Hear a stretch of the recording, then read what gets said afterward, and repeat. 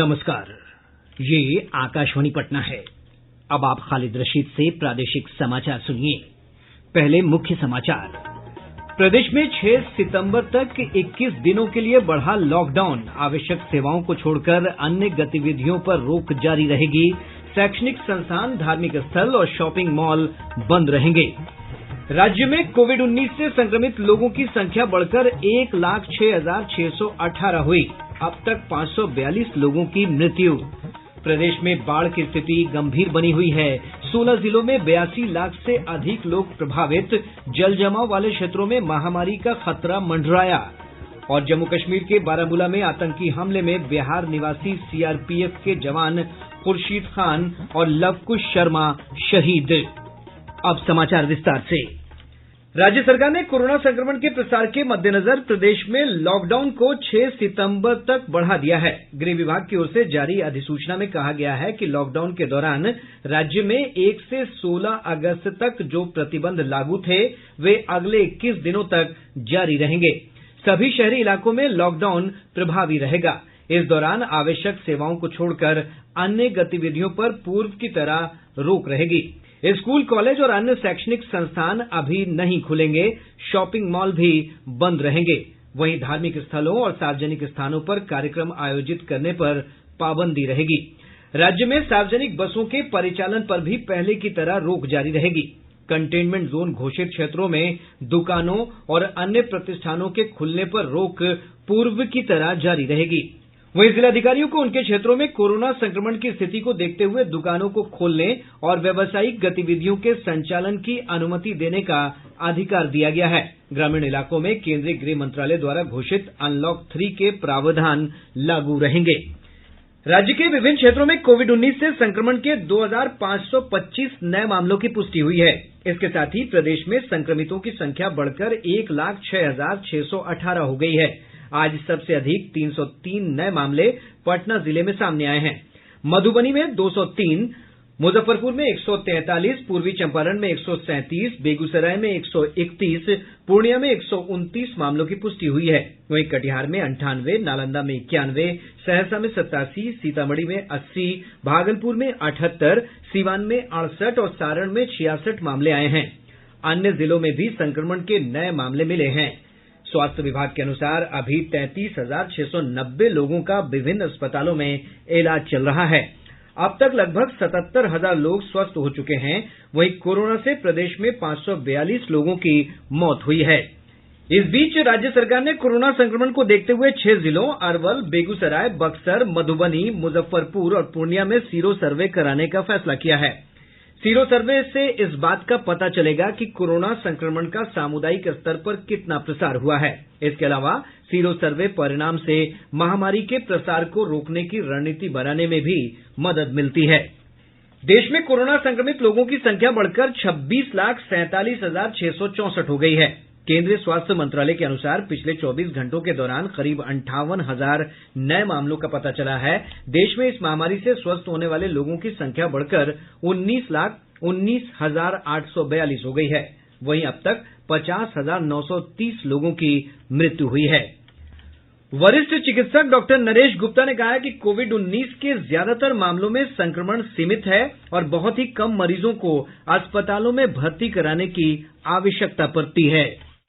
80% में तो ऐसी भी तकलीफ नहीं करते हैं या इतनी हल्की करते हैं कि लोग घर पे ही ठीक हो जाते हैं। 10-15% में उनको अस्पताल जाके कुछ दवाई दी जाती है और वो सेटल हो जाते हैं। 5% या उससे कम वाले हैं जो कि दाखिल होना पड़ता है। एम्स के डॉक्टर राकेश गर्ग ने कहा है कि संक्रमण का फैलाव ऐसे लोगों से हो सकता है जिन्होंने किसी स्थान की यात्रा की हो अथवा संक्रमित व्यक्ति के संपर्क में आए हों।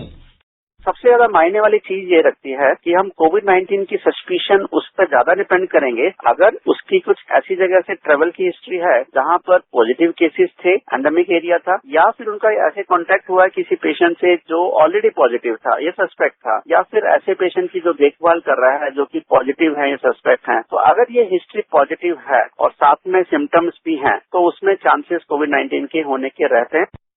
जम्मू कश्मीर के बारामूला में सुरक्षा बलों पर आतंकी हमले में जम्मू कश्मीर पुलिस का एक अधिकारी और सीआरपीएफ के 2 जवान शहीद हो गए।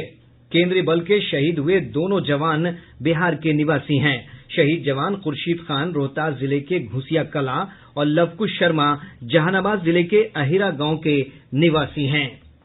केंद्रीय पर्यावरण मंत्री प्रकाश जावड़ेकर ने कहा है कि उनका मंत्रालय देश की नदियों और सागरों में डॉल्फिन के संरक्षण के लिए 15 दिन में एक समग्र डॉल्फिन परियोजना की शुरूआत करेगा। श्री जावड़ेकर ने कहा कि स्वतंत्रता दिवस के अपने भाषण में प्रधानमंत्री नरेंद्र मोदी ने डॉल्फिन और शेर परियोजना के बारे में घोषणा की थी। आज हमारे रिवर सिस्टम में 3000 से ज्यादा डॉल्फिन है और हमारे 12 राज्यों में जो सागर किनारा है उसमें भी डॉल्फिन्स मिलते हैं। तो दोनों डॉल्फिन का संरक्षण और संवर्धन करना यह हमारा काम है और प्रधानमंत्री जी का आदेश है। हम आने वाले 15 दिन में उसकी पूरी रूपरेखा तैयार करेंगे। तो डॉल्फिन को संरक्षण और संवर्धन करने का कार्यक्रम हम सुनिश्चित करके सबके सामने रखेंगे। आप सबको उसमें शामिल होना है। श्री जावड़ेकर ने कहा है कि देश में शेरों की आबादी बढ़कर 600 से अधिक हो गई है। केंद्रीय मंत्री ने कहा कि वित्त आयोग ने वन पर खर्च को 10% तक बढ़ा दिया है। उन्होंने कहा कि राज्यों को भी अपना वन बजट बढ़ाना चाहिए। केंद्र सरकार अगले 5 साल में भागलपुर, गोपालगंज और गया सहित देश भर में 200 नगर वन विकसित करेगी। पहले वर्ष में 40 नगर वन के विकास का लक्ष्य रखा गया है। केंद्रीय मंत्री प्रकाश जावड़ेकर ने आज इसकी शुरूआत की। इस कार्यक्रम में वीडियो कॉन्फ्रेंस के जरिए उप मुख्यमंत्री सुशील कुमार मोदी ने भी भाग लिया। श्री मोदी ने कहा कि केंद्र सरकार की मदद से गंगा सहित 5 नदियों के किनारे पौधारोपण और हर जिले में 4-5 स्कूलों में नर्सरी खोली जाएगी। श्री मोदी ने कहा कि पटना में डॉल्फिन रिसर्च सेंटर पर काम चल रहा है। प्रादेशिक समाचार आप आकाशवाणी पटना से सुन रहे हैं। प्रदेश में बाढ़ की स्थिति अब भी गंभीर बनी हुई है। राज्य के 16 जिलों में 82 लाख से अधिक लोग बाढ़ से प्रभावित हैं। वाल्मीकिनगर गंडक बराज से पानी छोड़े जाने के बाद पश्चिम चंपारण, पूर्वी चंपारण, गोपालगंज, सारण और मुजफ्फरपुर जिले में कई नए इलाके बाढ़ से प्रभावित हो गए हैं। मुजफ्फरपुर जिले में 19 लाख से अधिक लोग बाढ़ की चपेट में हैं। मुजफ्फरपुर से हमारे संवाददाता ने बताया कि गंडक नदी के किनारे बसे इलाकों में बाढ़ का पानी चढ़ने लगा है। वहीं शहरी इलाकों में भीषण जल जमाव से लोगों को कठिनाइयों का सामना करना पड़ रहा है। मुजफ्फरपुर के शहरी क्षेत्र में जल जमाव से लोग त्रस्त हैं। बालूघाट, बीबीगंज, अतरदह, पंकज मार्केट, मिठनपुरा और भगवानपुर के साथ बीबीगंज के कुछ पार्ट ऐसे मोहल्ले हैं जहां जमा पानी काला हो गया है और श्राद्ध पैदा कर रहा है। लोग महामारी की आशंका से भयभीत हैं। नगर निगम ने अपनी ताकत झोंक दी है। लगातार नालियों की सफाई की जा रही है। जिले के बंदरा, सिवायपट्टी, मीनापुर, कांटी, सकरा में बाढ़ की स्थिति बनी हुई है। जिले में एक ओर जहां बागमती, बूढ़ी गंडक और लखनदेई के जलस्तर में गिरावट होने लगी है, वहीं अब गंडक की धारा में उफान जारी है। मुजफ्फरपुर से आकाशवाणी समाचार के लिए मैं कौशल किशोर कौशिक। दरभंगा जिले में 227 पंचायत बाढ़ से प्रभावित है। जिले में 20 लाख से अधिक की आबादी बाढ़ की चपेट में है। हमारे संवाददाता ने बताया कि कई क्षेत्रों में बाढ़ का पानी उतरने लगा है, लेकिन गंदगी के अंबार और पानी सड़ने से महामारी का खतरा बढ़ गया है।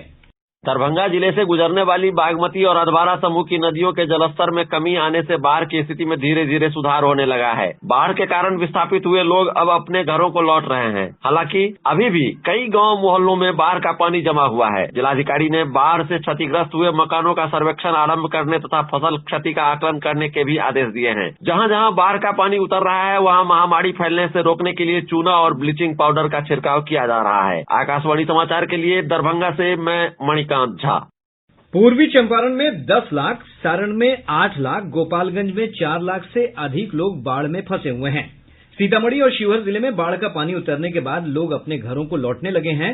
खगड़िया से हमारे संवाददाता ने बताया कि बेगूसराय से सटे बेला सिमरी इलाके में बूढ़ी गंडक नदी पर बने चमराही बांध पर पानी का दबाव बढ़ गया है। इससे बांध के दाएं भाग में तेज कटाव हो रहा है। खगड़िया के जिलाधिकारी आलोक रंजन घोष और बेगूसराय के जिलाधिकारी अरविंद कुमार वर्मा ने कटाव की स्थिति का जायजा लिया और जल संसाधन विभाग के अभियंताओं को कटाव रोकने के लिए आवश्यक कदम उठाने को कहा है।